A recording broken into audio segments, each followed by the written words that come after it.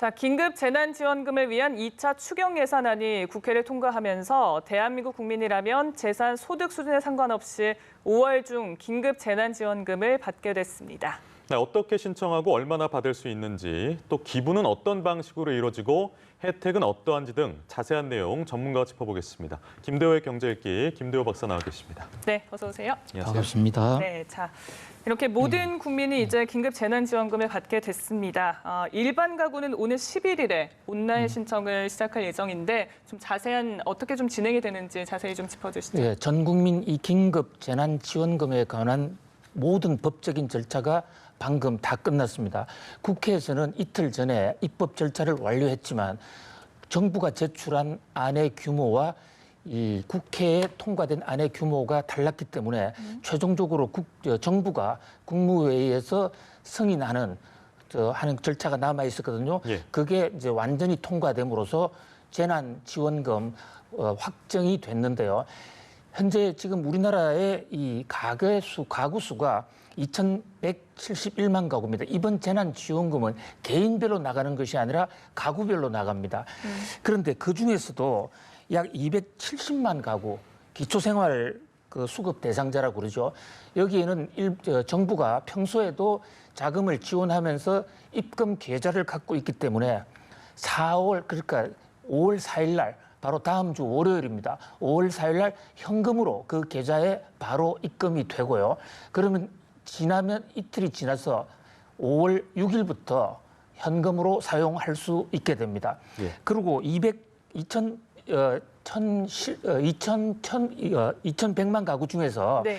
이 270만 가구를 뺀 나머지 가구는 이제 각자가 신청을 해야 되는데 그게 신청 방법은 두 가지입니다. 하나는 온라인을 통해서 신청하는 방법이 있고 하나는 직접 본인이 오프라인으로 현장에 가면 됩니다. 온라인 신청은 은행 본인이 평소에 그 신용카드나 체크카드 계좌를 갖고 있다면 그 거래하는 은행 사이트가 5월 11일부터 열립니다. 네. 그럼 거기서 내가 얼마를 받겠다라고 하면 전액을 다 받을 수가 있고요. 받게 돼 있는 금액 다 받을 수가 있고 사용은 5월 13일부터 사용 가능합니다. 다만 이 경우에는 이 기초생활 대상자하고는 달리 그 지역, 자기 광역 지역을 벗어나서는 사용할 수가 없고 또 유흥업소라든지 대형 백화점, 이런 대형 마트 이런 데서는 사용이 되지 않습니다. 온라인으로서도 사용할 수 없습니다. 그러니까 동네 주변에서 사용할 수 있다 이런 얘기고요. 그다음에 온라인이 아닌 직접 찾아가게 되면 선불 카드를 받거나 아니면 지역사랑 상품권을 받을 수가 있습니다. 그럼 그걸 들고 보통 이 지방자치단체에서 하는 거 마찬가지로 현장에 취급점에 가서 돈을 내고 직접 물건을 살 수가 있습니다. 네. 근데 이 경우에 이제 현재 정확한 날짜는 정해지지 않았는데 사용 한도 날짜가 있어요. 3개월 이상까지는 유효하지 않을 것으로 보입니다. 네. 소비 촉진을 위해서 바로바로 사용할 수 있도록 유도하고 있습니다. 예, 이게 그러면은 언제까지 써야 된다 이런 기한은 따로 없는 건가요, 박사님? 현재 지금 3달 나오고 있는데요. 현재 정부는 8월 말 정도를 예상하고 있는데 최종 확정하지는 않았습니다. 그런데 다만 더 중요한 것은 신청 기간인데요. 신청은 3개월 이내에 신청하지 않으면 그걸 전액 기부금으로 간주하겠다 하니까 신청 날짜가 5월 11일입니다. 그러니까 그로부터 3개월인 8월 11일까지 신청하지 않으면 기부금으로 전용이 되고요. 그리고 일단 받은 돈도 8월 말까지는 사용을 해야 됩니다. 네. 예. 이게 이제 지자체별로 중복 지원 여부라든지 분담금 규모에 따라서 또 지역 편차가 있지 않습니까? 그래서 형평성 문제 얘기도 거론이 되는데 어떻게 보세요? 그렇습니다. 이 대목도 각 국민들이 잘 챙겨봐야 될 것으로 보이는데요. 정부는 4인 가족 기준으로 100만 원을 지급합니다. 또 1인 가족이면 40만 원이 나가게 되는 것이죠. 그런데 이 중에서 20%는 지방자치단체와 재원 분담 원칙에 합의를 했거든요. 원칙적으로요. 그러니까 그중에 20% 정도는 지자체가 주는 형식을 취하는데 이미 지자체가 준 지자체가 많습니다. 네. 그 경우에 100만 원을 받을 수 있는 자격이 있더라도 해당 지자체에서 그 이미 먼저 받았다면 그중에서 20%를 차감한 100만 원 중에서 20%를 차감한 80만 원만 받게 되는 것입니다. 그러니까 차감 액수는 중앙정부에서 나가는 금액의 최대 20%이기 때문에요. 그것을 초과해서 나간 지방에서 나간 재난지원금은 그대로 받을 수가 있습니다. 그래서 지역에 따라 상당한 편차가 있을 것으로 보여요. 네. 서울 같은 데는 4인 가구 4명을 기준으로 해서 100만 원인데 반해서 포천 같은 데는 280만 원까지도 나가는 이런 상황이 그냥 그대로 이어지게 됩니다. 자기가 어느 지역에 사는지 또 그 지역과 중앙정부 간에 분담을 어떻게 하게 돼 있는지 이것은 홈페이지를 통해서 자세하게 확인할 수 있습니다. 예. 지원금 얘기를 좀 나눠봤고요. 오늘 오전에 나온 통계가 있어서요. 4월 수출이 24% 감소했습니다. 3월 달에는 마이너스 0.7%로 선방을 했었다라고 하는데 수치가 본격적으로 좀 나오고 있는 모양새인데요. 어떻게 보십니까? 그렇습니다. 지금 오늘이 5월 1일이지 않습니까? 어제까지의 수출 실적이 관세청에서 막 나왔는데요. 수출이 24.8%, 3% 급감을 했다 이런 예. 얘기입니다. 이건 상당히 떨어진 것이에요. 지난달까지만 해도 거의 현상을 유지하고 있었는데 4분의 1 정도가 줄었다. 드디어 이제 코로나 바이러스로 인한 충격이 본격적으로 우리 수출부터 오는 이런 모습이에요. 우리가 수출이 이렇게 한꺼번에 24% 정도 감소한 것은 거의 10여 년 만에 처음 있는 일로 가장 큰 감소폭입니다. 특히 많이 줄어든 것은 역시 원유 쪽입니다. 원유를 가공해서 만드는 석유 제품, 석유 화학 제품 크게 줄었고요. 네. 자동차도 줄었고 반도체의 경우는 14% 줄었습니다.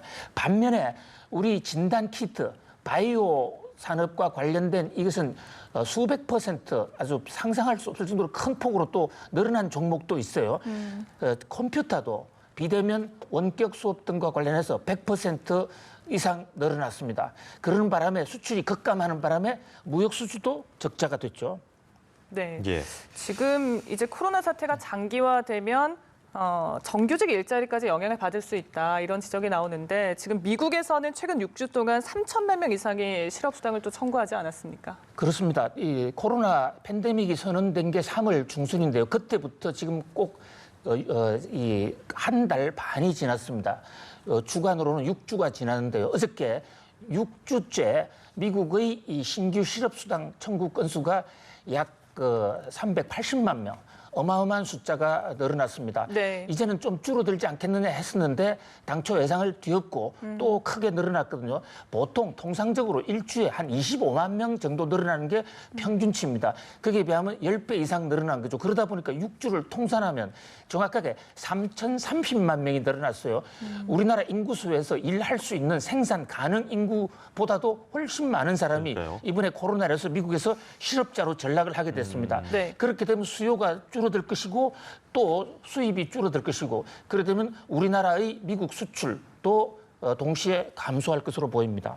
여러 가지 뭐 통계가 굉장히 부정적인 상황이기 때문에 뉴욕 증시가 하락 마감을 한 상황인데 4월 전체로 봤을 땐 좀 역설적이게도 가장 높은 월별 상승을 기록했다라는 통계가 나와 있더라고요. 이런 좀 그렇습니다. 역설적이고 비대칭적인 상황 어떻게 이해될까요? 예, 지금 그러니까 그만큼 급격하게 요동치고 있기 때문에 이 와중에서 잘못 판단하면 주식 투자에서 큰 손실을 볼 수 있다 이런 얘기인데 3월 10일 날 미국의 팬데믹이 선언되고 나서 뉴욕 증시가 큰 폭으로 떨어졌습니다. 네. 아주 40년 만에 최대 폭으로 떨어졌죠. 그런데 3월 말 이후 연준이 대대적인 유동성 살포를 하고 또 연방 정부가 재정까지 투입해서 증시 부양 대책에 나오면서 4월 달에는 주가가 또 큰 폭으로 올랐습니다. 4월 달 주가 상승 폭은 다우 지수, S&P 지수 모두 1987년 블랙 만데이 이후에 가장 큰 폭으로 올랐어요.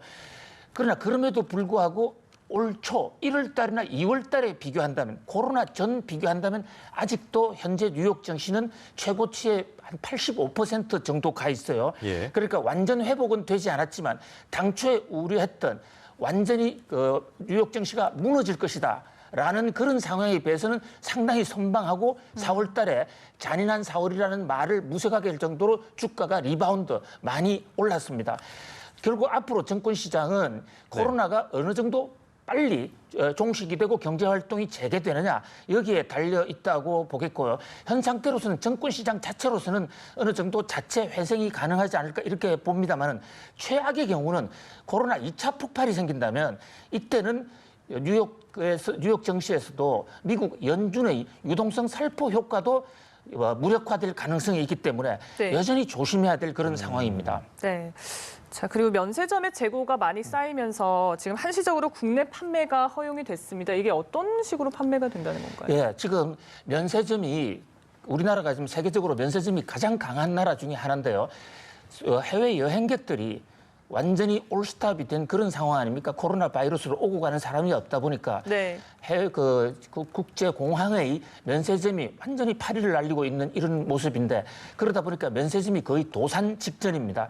면세점 대부분 호텔에서 직영을 하고 있는데 그러다 보니까 호텔 영업 수지도 급격하게 악화되고 있죠. 그래서 정부가 면세점 업계에 이 면세용으로 팔기 위해서 해외로부터 수입해온 그 고급 상품들, 그 원래 국내에서는 판매하지 못하게 되어 있습니다. 그러나 지금 상황이 워낙 다급하니까 한시적으로는 좀 팔게 하자. 세금만 더 붙여서 팔게 하자. 그래서 허용을 했습니다. 그런데 문제는 기존 국내 제품과 면세점을 통해서 나오는 국내 판매품 간에 가격 격차가 많기 때문에 만약에 면세점 물건이 대량으로 쏟아질 경우에 네. 정상 수입을 한 이 수입품들 일반 백화점 같은 데서는 큰 타격을 받을 수 있기 때문에 네. 그에 대한 조정 문제 때문에 실제로 면세점 물건이 시중에 나오기까지는 상당한 기간이 걸리고 가격도 전반적인 재조정이 있어야 될 것으로 보입니다. 네, 알겠습니다. 오늘도 김대호의 경제읽기 김대호 박사님과 이야기 나눴습니다. 고맙습니다. 고맙습니다. 감사합니다.